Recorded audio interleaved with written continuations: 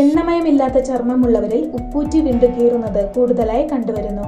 ഇത് ചർമ്മത്തിന്റെ ആരോഗ്യത്തിന് ഹാനികരമാണ്. ഉപ്പൂറ്റി വിണ്ടുകീറുന്നത് പാദങ്ങളുടെ ഭംഗി നഷ്ടപ്പെടുത്തുക മാത്രമല്ല, ചിലർക്കിത് മൂലം വേദനയും ഉണ്ടാകാം. ഇവ ഗുരുതരമാകുന്നതിന് മുമ്പ് കുറച്ച് വീട്ടുവൈദ്യങ്ങളിലൂടെ മാറ്റിയെടുക്കാം.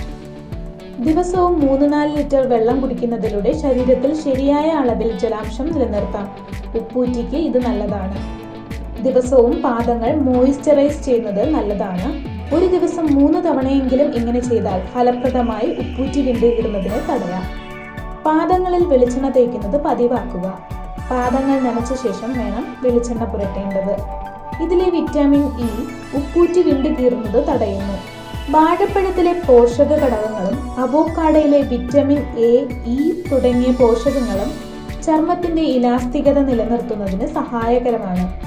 ഇത് ഉപ്പൂറ്റിയിലെയും കേടുപാട് സംഭവിച്ച കോശങ്ങളെ നീക്കി പുതിയ കോശങ്ങളുടെ വളർച്ചയ്ക്കായി പ്രവർത്തിക്കുന്നു.